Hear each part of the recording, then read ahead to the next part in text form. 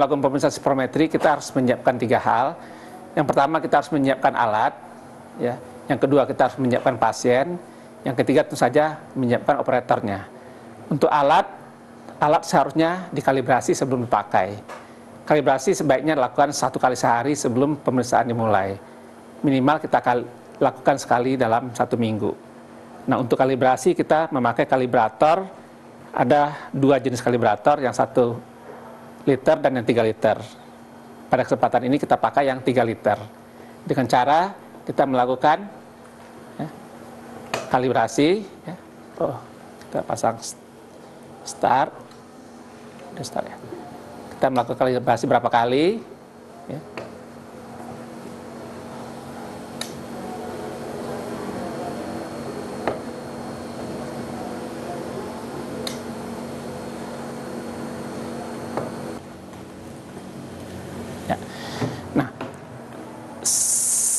Karena ini 3 liter, maka pada alat seharusnya juga tertera 3 liter.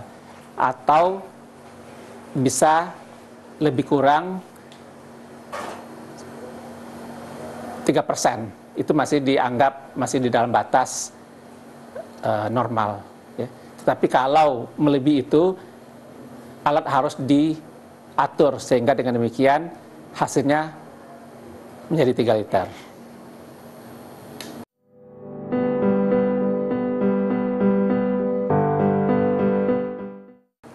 Untuk melakukan pemeriksaan terhadap pasien, kita harus mempersiapkan pasien.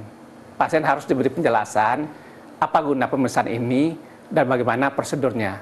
Sehingga dengan demikian kita bisa mendapatkan kerjasama yang baik dengan pasien.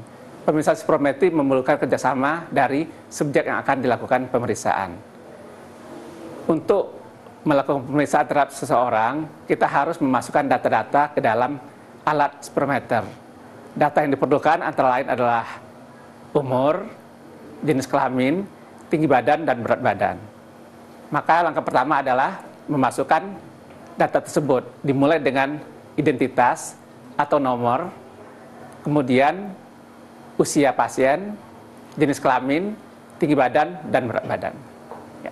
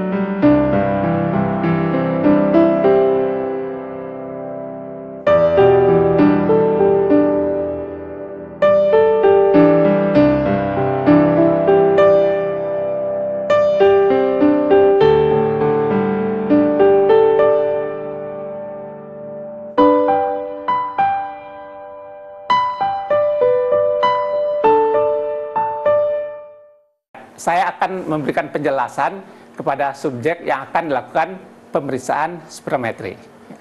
Ya, saya Dr. Faisal. Siapa namanya?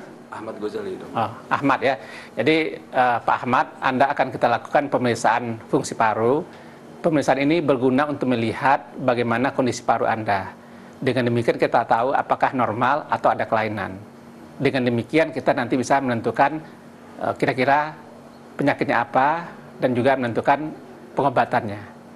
Nah, untuk pemeriksaan ini kita harus mendapatkan dulu data-data. Nanti kita akan melakukan pemeriksaan tinggi badan dan juga berat badan. Kemudian juga kita ingin tahu berapa usia Anda saat ini? 25. Oke, nanti usia Anda 25, nanti kita masukkan juga.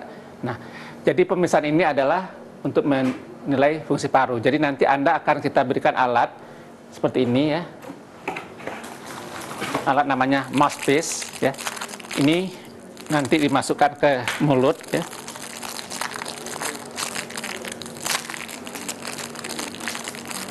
Kita selalu pakai yang baru ya. Nanti alat ini dimasukkan ke mulut dan Anda kita minta bernafas melalui mulut ya. Biasa kan kita bernafas melalui hidung. Nah, karena ini harus bernafas dengan mulut, maka nanti hidungnya kita akan tutup ya. Nanti Anda bernafas biasa dulu berapa kali, sampai Anda terbiasa, baru kita lakukan prosedur pemeriksaannya. Ada 2 prosedur yang akan kita lakukan. Yang pertama adalah prosedur secara lambat. Jadi kita suruh bernafas biasa beberapa kali, sampai Anda terbiasa, dan pernafasan sudah menjadi normal. Nanti kita minta Anda menghirup udara semaksimal mungkin. Setelah itu, kita meminta Anda untuk mengeluarkan semaksimal mungkin dengan perlahan. Ya, itu manuvernya. Itu kita lakukan 3 kali, nanti kita ambil nilai yang terbaik.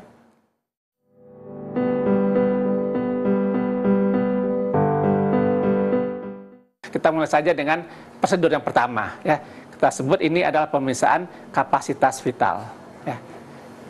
Saya akan memberi contoh, ya, memasukkan alat ini ke mulut, kemudian kita bernafas biasa, yaitu nafas dengan volume tidal, sampai didapat keadaan yang stabil, yaitu bernafas antara 3 sampai 5 kali.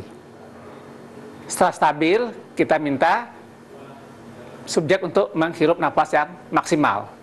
Kemudian setelah maksimal, diminta mengeluarkan nafas secara perlahan sampai habis, sampai maksimal. Saya akan peragakan caranya seperti ini.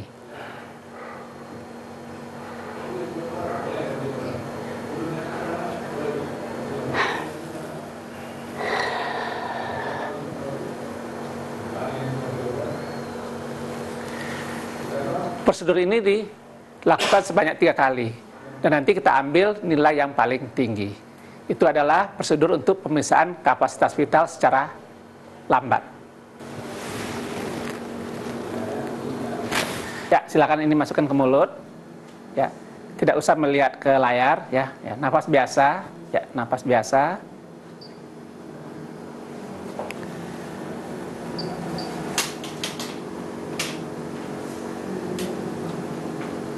Kita minta subjek melakukan nafas biasa, yaitu dengan tidal volume tidal, sampai kelihatan grafiknya stabil. Beberapa kali, 3 sampai 5 kali. Setelah stabil, baru kita minta pasien untuk menghirup nafas yang maksimal. Ya, sekarang hisap nafas yang dalam, hisap terus maksimal. Kalau tidak kuat, keluarkan sampai habis, keluarkan. Terus lagi terus diperas terus sampai habis terus. Kalau nggak kuat, ya sudah, nafas biasa, ya. Nah, jadi selama prosedur kita harus melihat pasien apakah dia melakukan pemeriksaan dengan betul, ya. Baru kemudian kita melihat ke layar komputer apakah hasilnya sudah betul. Ya, silakan lepas. Ya. Baik. Prosedur ini kita lakukan sebanyak 3 kali. Kemudian kita ambil nilai yang paling tinggi, ya, dari ketiga pemeriksaan yang dilakukan. Jadi kita ulang lagi, ya. Ini udah baik, ya. Kita ulang. Masukkan ke mulut lagi, ya. Nafas biasa, ya. Nafas biasa.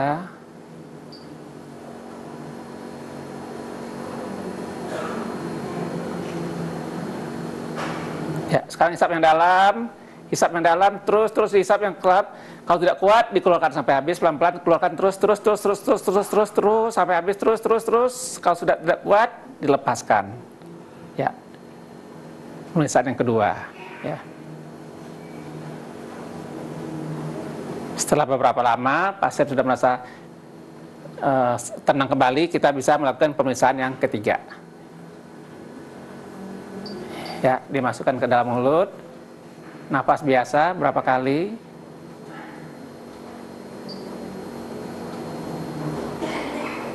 Terlihat sampai nafasnya stabil.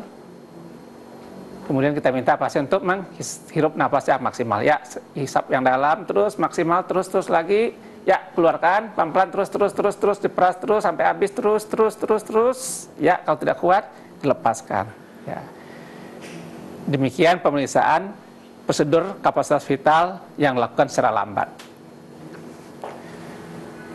Prosedur yang berikutnya adalah melakukan pemeriksaan kapasitas vital tetapi dengan cepat, yang kita sebut dengan pemeriksaan kapasitas vital paksa. Caranya sama, nafas biasa dulu seperti tadi, ya, beberapa kali. Kemudian saya minta Anda untuk menghirup nafas yang dalam, Nah, pada saat sudah maksimal, saya akan perintahkan untuk menghembuskan nafas. Nah, nanti dihembuskan secara cepat, secepat-cepatnya, sekuat-kuatnya, dan sehabis-habisnya. Ya, jadi saya akan beri contoh. Ya, nafas biasa berapa kali, kemudian dihirup nafas yang dalam, dan nanti ditiup sekuat-kuatnya, sehabis-habisnya. Ya,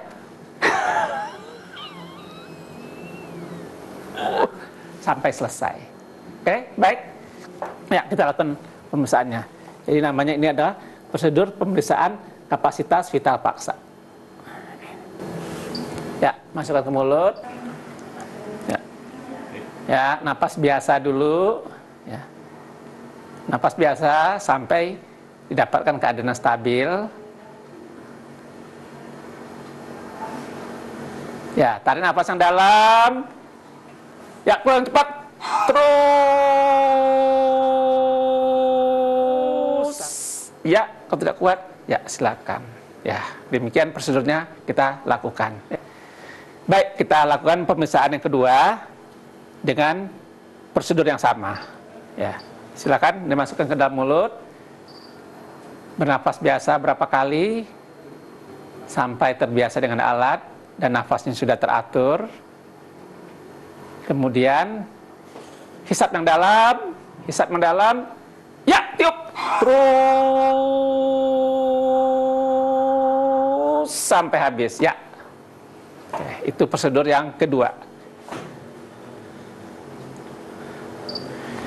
Kita istirahatkan sebentar sampai merasa lebih enak, ya.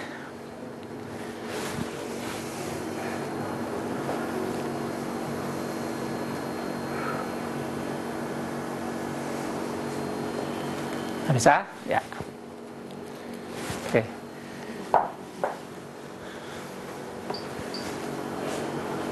Ya, masukkan ke mulut. Bernafas biasa.